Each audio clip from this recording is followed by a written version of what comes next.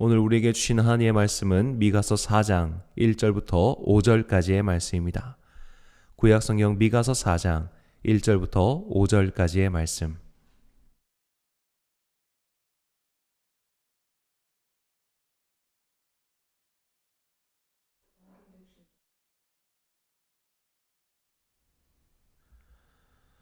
이제 봉독하겠습니다. 하나님의 말씀을 경청하십시오.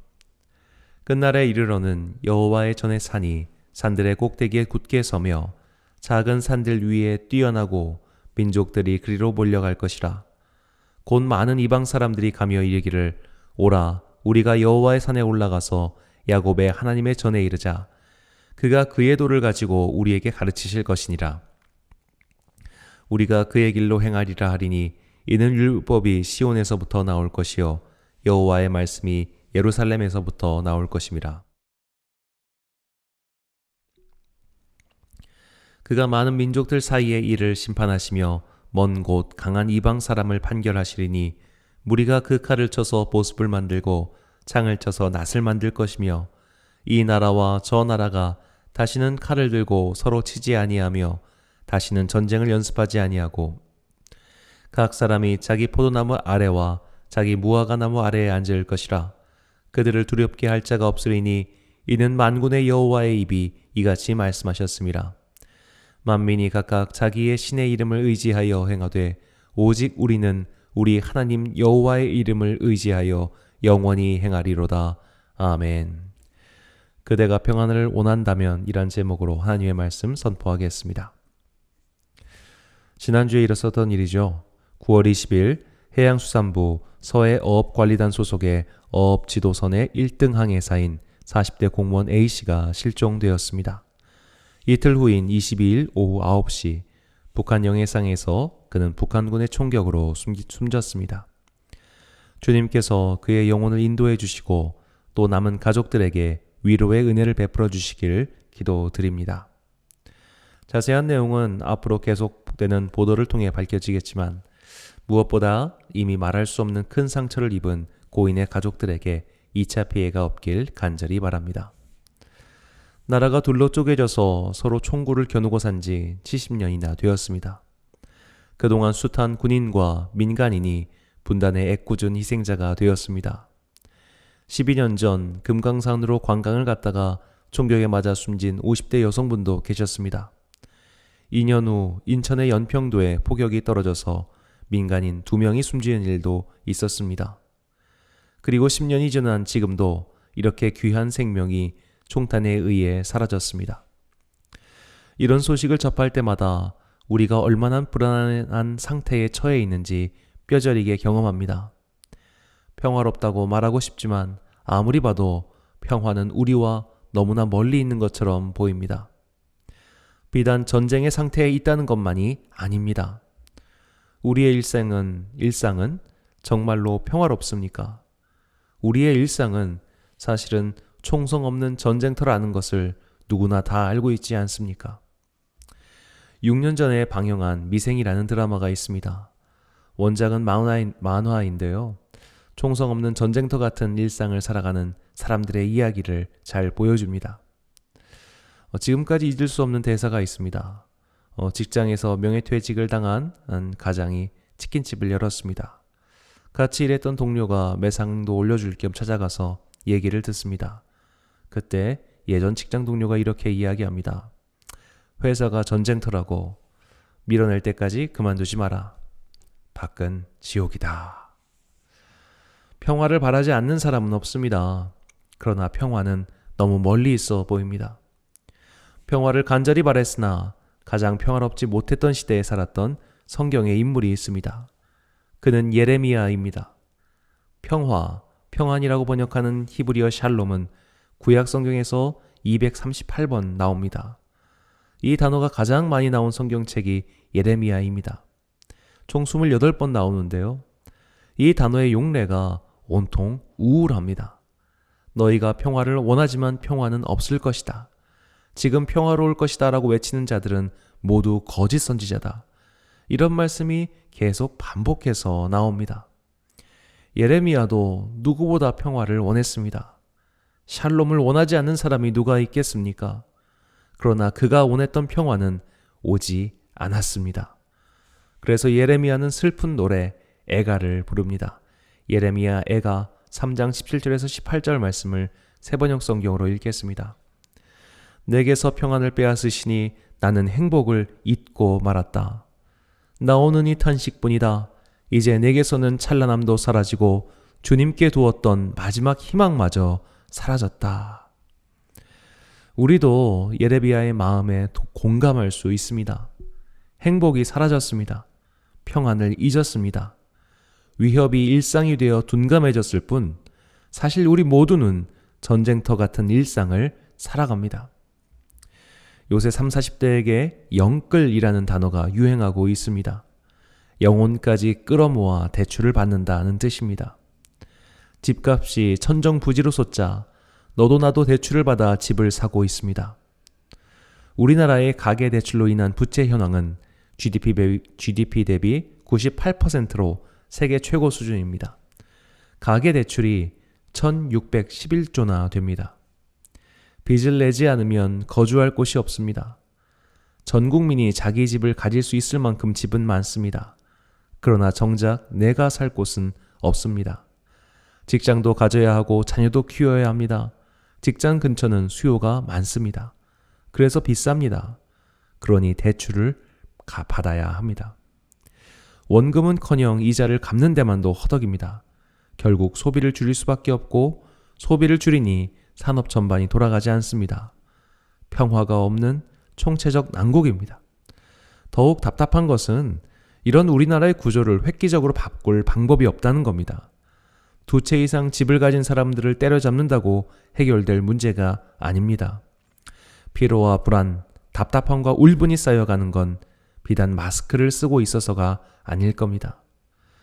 그런데 오늘 본문에서 미가 선지자는 이렇게 평화가 없고 답답한 상태여도 희망을 노래합니다. 본문 3절과 4절 말씀입니다.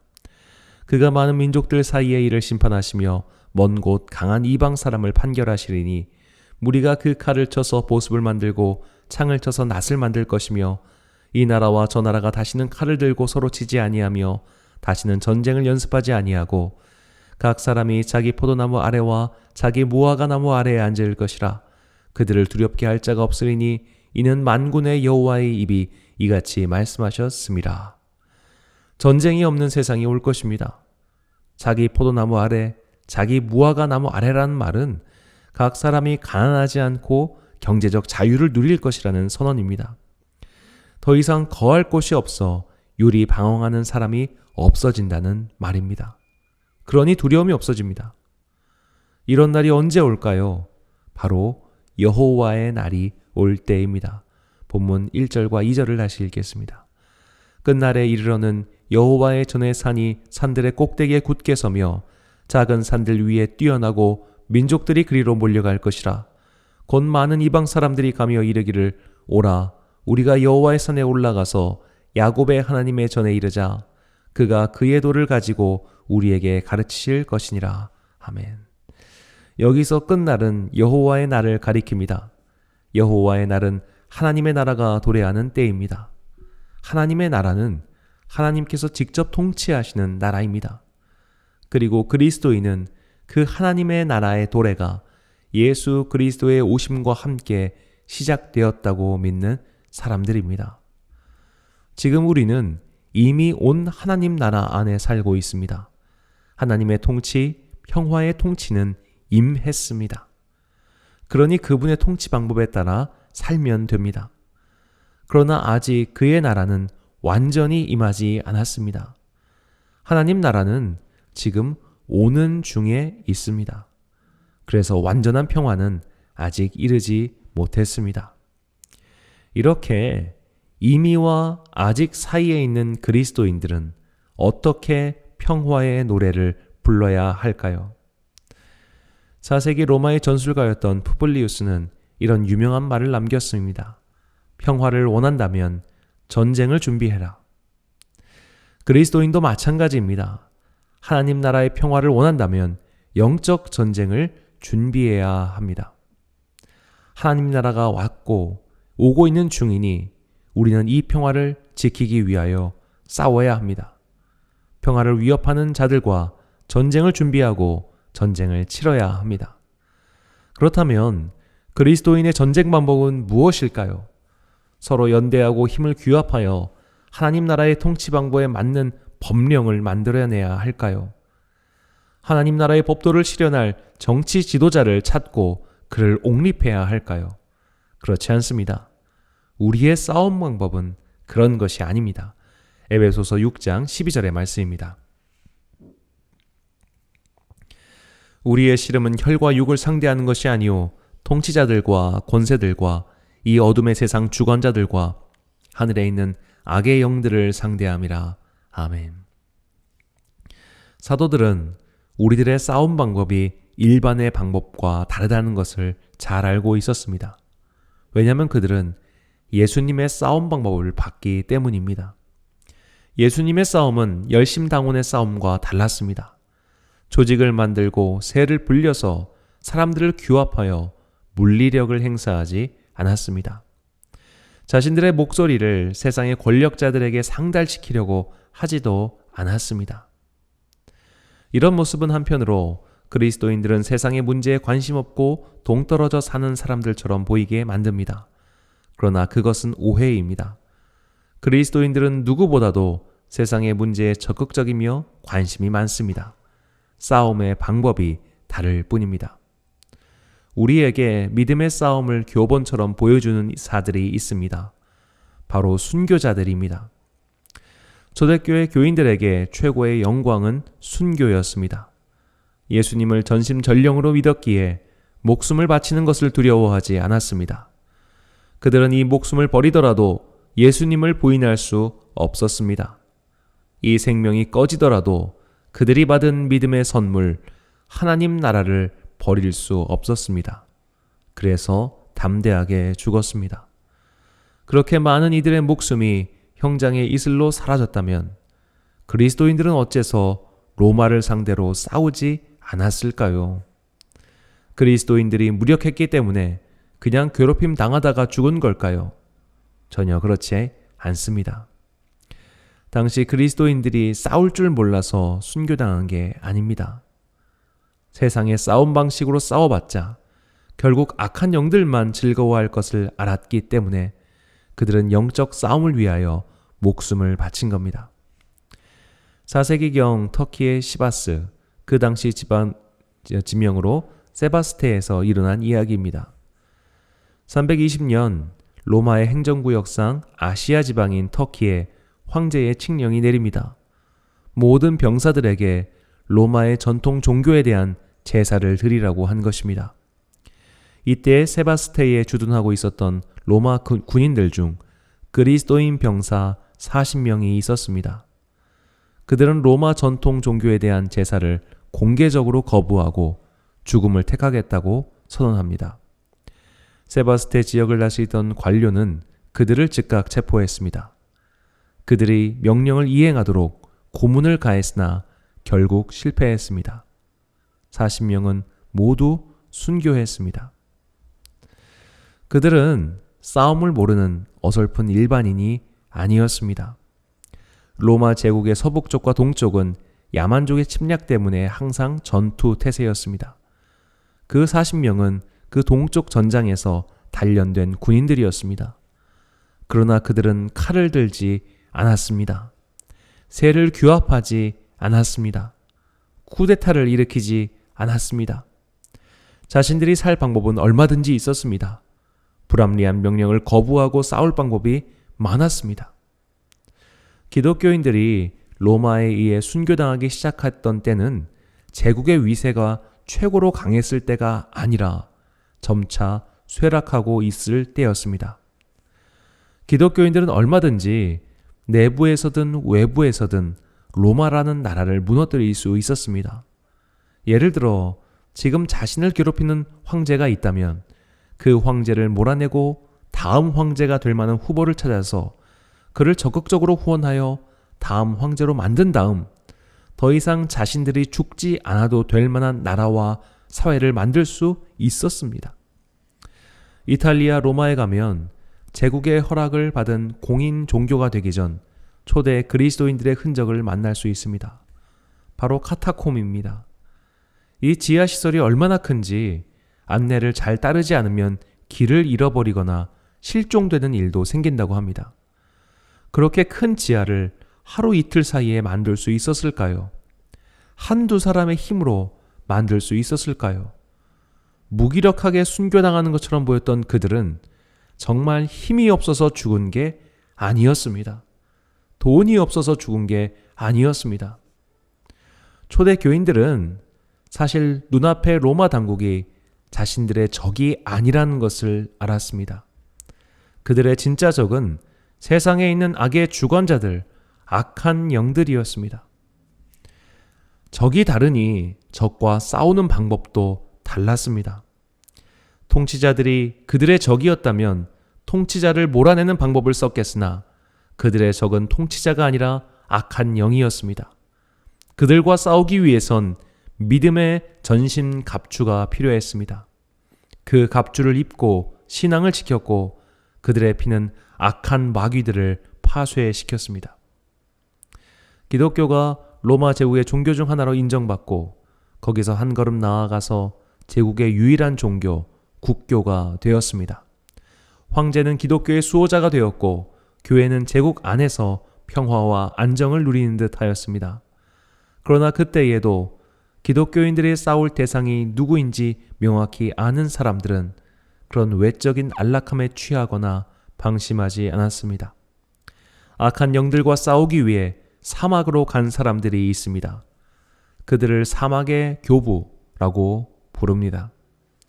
로마 제국의 고문과 카레이의 죽은 자들을 붉은 순교자, 빨간 순교자라고 불렀다면 사막과 광야로 나가 악한 영과 기도를 무기 삼아 싸우다가 죽기를 각오한 자들을 하얀 순교자라 불렀습니다.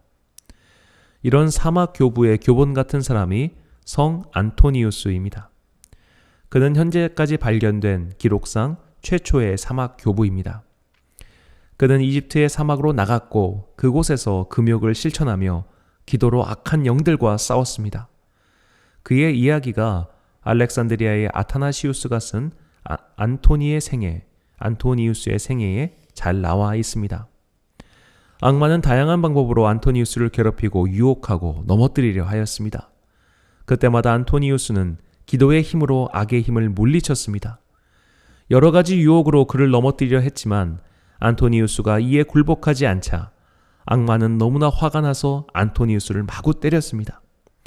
광야에서 악마에게 구타당해서 의식을 잃고 쓰러진 안토니우스를 발견한 사람들은 그가 죽은 줄 알고 인근 마을로 옮겼습니다. 그러나 안토니우스는 죽지 않았고 체력을 회복한 후 다시 사막으로 갔습니다. 이제는 그가 호령만 해도 악마들이 물러가고 말았습니다.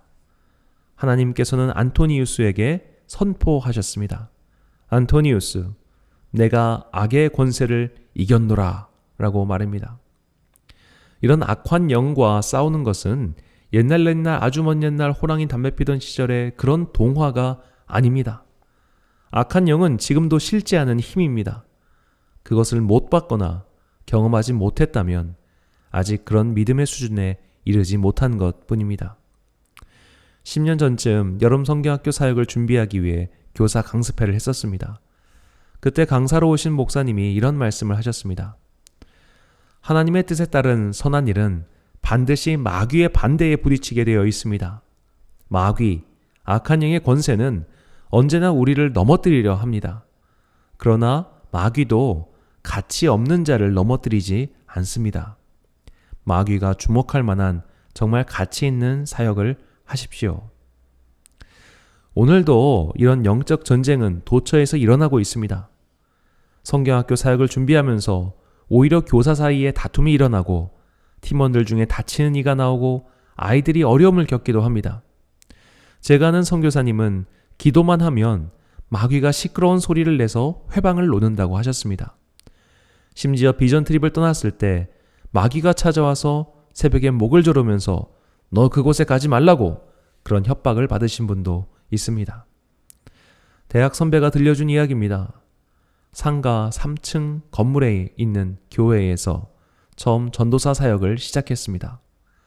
토요일에 예배 준비하려고 교회로 갔는데 덩치가 엄청 큰 남자가 교회 문 앞에 서 있더랍니다. 아무리 봐도 키가 2m는 되는 게 사람 같지 않아 보였습니다. 갑자기 그 남자가 눈앞에 다가오더니 괴성을 지르며 너는 여기에 오면 안 된다 라고 소리친 후 눈앞에서 사라졌다고 합니다. 그 선배는 오히려 그 일로 사역을 정말로 열심히 했다고 저한테 말했습니다. 이런 류의 이야기를 두려워하는 분들이 계십니다. 그러나 마귀는 우리의 생명을 해하지 못합니다. 우리는 마귀의 공격 대상이 될 만한 가치가 있는 신자가 되어야 합니다.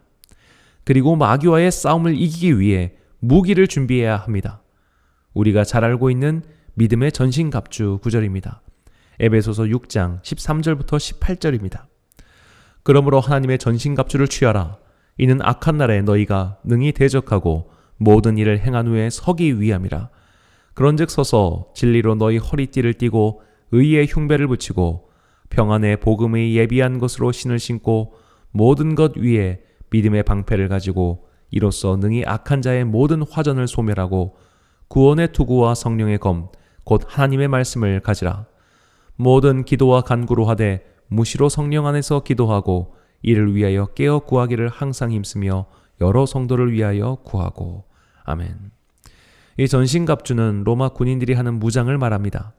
그들처럼 방패를 들고 투구를 쓰고 갑주를 입고 전투화를 신어야 합니다.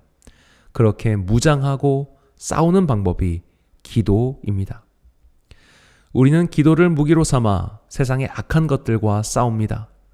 우리는 기도로 기근과 싸웁니다. 우리는 기도로 폭력과 전쟁에 맞서 싸웁니다. 우리는 기도로 차별과 박해, 편견과 맞서 싸웁니다. 우리는 완벽하고 정의롭고 하나님의 뜻에 완전히 부합하는 정권이 있으리라 전혀 기대하지 않습니다. 우리는 단지 세상의 아픔을 위하여 기도할 뿐입니다. 우리는 악인을 없애달라고 기도하지 않습니다. 어차피 악인은 계속해서 생겨날 테니까요. 그런 악인을 만들어내는 악의 세력을 도말해달라고 기도합니다. 이것이 오늘 이 땅에 하나님 나라의 통치가 임하기를 바라는 자들이 부를 평화의 노래입니다. 본문 3절을 다시 읽겠습니다. 그가 많은 민족들 사이에 이를 심판하시며 먼 곳 강한 이방 사람을 판결하시리니 무리가 그 칼을 쳐서 보습을 만들고 창을 쳐서 낫을 만들 것이며 이 나라와 저 나라가 다시는 칼을 들고 서로 치지 아니하며 다시는 전쟁을 연습하지 아니하고. 이 노래는 아직 오지 않은 하나님 나라를 마냥 기다리며 꿈꾸기 위한 말씀이 아닙니다. 이미 온 하나님 나라를 살아가는 자들을 위한 말씀입니다. 우리는 칼을 들어선 안 됩니다. 우리는 창을 들고 적을 찔러선 안 됩니다. 우리의 적은 지금 칼을 들고 서 있는 저들이 아닙니다. 우리의 적은 지금 창을 들고 우리를 찌르려고 하는 저들이 아닙니다. 우리의 적은 언제나 이 세상에 있는 악의 권세들, 악한 영들입니다. 악한 영들은 돈으로 우리를 유혹합니다. 그래서 우리는 항상 하나님의 것을 구별하여 어려운 자들에게 나눔으로써 그 유혹을 물리쳐야 합니다. 악한 영들은 권세로 우리를 유혹합니다. 그래서 우리는 겸손해야 합니다. 남을 부려먹으며 그를 억압하고 승리자의 의자에 앉고 싶어하는 그 욕망, 갑의 욕망을 버려야 합니다. 악한 영들은 기발하게 전략을 바꿉니다. 우리의 생각지도 못한 부분을 찔러 들어옵니다. 육을 가진 우리가 어찌 영의 존재를 대적할 수 있을까요? 우리가 악한 영과 싸워 궁극적으로 승리할 수 있는 유일한 방법은 바로 여호와 하나님께 있습니다. 아까 읽었던 예레미야 애가 3장 21절부터 25절까지의 말씀입니다. 이것을 내가 내 마음에 담아두었더니 그것이 오히려 나의 소망이 되었사옴은 여호와의 인자와 긍휼이 무궁하심으로 우리가 진별되지 아니함이니이다. 이것들이 아침마다 새로우니 주의 성실하심이 크시도소이다. 내 심령에 이르기를 여호와는 나의 기업이시니 그러므로 내가 그를 바라리다 하도다. 기다리는 자들에게나 구하는 영혼들에게 여호와는 선하시도다. 아멘. 악의 세력이 어떤 방법으로 우리를 괴롭게 하더라도 그 악의 힘들은 우리의 평화를 짓뭉갤 수 없습니다. 우리는 결코 완전히 패배할 수 없습니다. 왜냐하면 하나님의 성실하심이 우리를 지켜주고 계시기 때문입니다. 성경은 하나님을 알파와 오메가라고 표현합니다. 처음과 마지막, 시작과 끝이라는 고백입니다. 결국 우리는 언제나 하나님의 통치 안에 있었습니다. 그래서 일시적으로 악의 세력이 득세하고 평화가 흔들리고 일상이 위협받은 것처럼 보여도 결코 완전히 낭망하지 않을 것은 우리가 하나님의 통치 안에 있기 때문입니다. 선하신 하나님, 성실하신 하나님은 우리를 결코 버리지 않으십니다. 그 든든한 하나님을 믿고 내 앞에 놓여진 영적 투쟁을 승리하는 것, 이것이 하나님께서 우리에게 바라시는 평화의 노래입니다. 사랑하는 성도 여러분, 일상과 평화가 위협받는 시대에서 우리는 살고 있습니다. 이 지상의 평화라는 것이 이토록 연약한 기반에 있다는 것을 깨달으십시오. 우리는 안전하다, 우리는 문제가 없다며 출항했던 타이타닉 호처럼 쇠락하여 사라지기 전에 이 사실을 깨닫게 해주신 것에 감사합시다. 그리고 우리가 진정으로 싸워야 할 적이 누구인지, 싸움의 방법은 무엇인지 꼭 알게 되시길 바랍니다. 요상한 흑색 선전과 비방이 난무하는 시대입니다. 이럴 때일수록 사람의 소리가 아닌 하나님의 음성에 귀를 기울여야 합니다. 세상을 향해서는 귀를 닫고 말씀을 향해서는 귀를 여십시오. 누군가의 설교를 열심히 듣기보다 내가 하나님의 말씀을 열심히 읽고 기도하며 들어야 합니다. 성경이라는 거대한 숲에 한 그루 나무만 붙잡고 이것이 진리다라고 외치는 부족한 자들의 말에 현혹되지 마십시오. 열심히 기도하면 악한 세력의 표적이 될 것입니다. 마귀들이 여러분을 그냥 두지 않으려 할 것입니다. 일상을 흔들 것이고 심지어 병에 걸리거나 사업이 어려워질 수도 있습니다. 평안이 깨질 수도 있습니다. 그러나 두려워하지 마십시오. 이미 온 하나님 나라를 믿으십시오. 알파이신 하나님께서는 그리스도 예수를 통하여 하나님 나라의 통치를 이미 시작하셨습니다. 악한 권세, 악한 영은 결코 우리를 이기지 못합니다. 예수 그리스도의 이름으로 그들을 물리치십시오. 성도는 언제나 이미와 아직 사이에 있습니다. 아직 오지 않은 하나님 나라, 곧 끝날을 바라보고 기다리는 성도가 되십시오. 그날은 반드시 올 것입니다. 악의 세력을 파쇄할 것이고 성도의 인내는 보상받을 겁니다. 그러니 오늘의 평화 없음에 낭망하지 마십시오.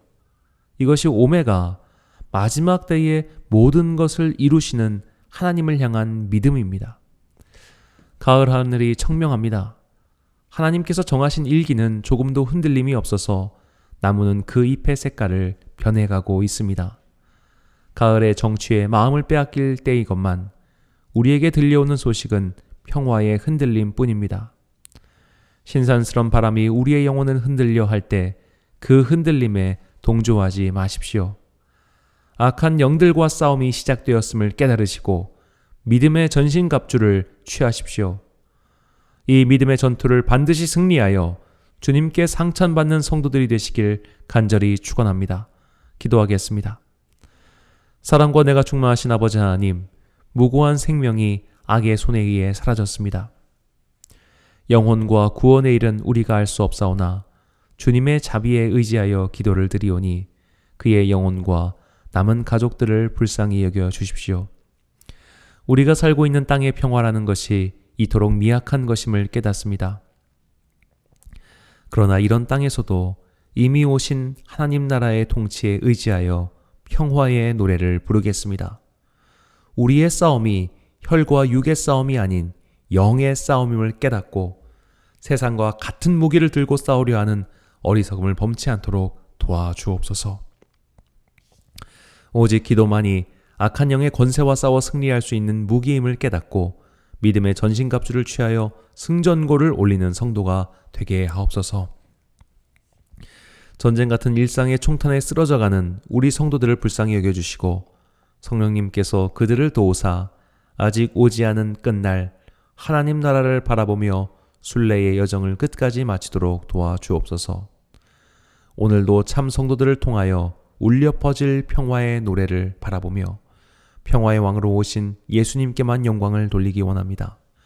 이 모든 말씀 우리에게 구원과 소망과 평안을 주시는 예수 그리스도의 이름으로 기도드립니다. 아멘. 찬송가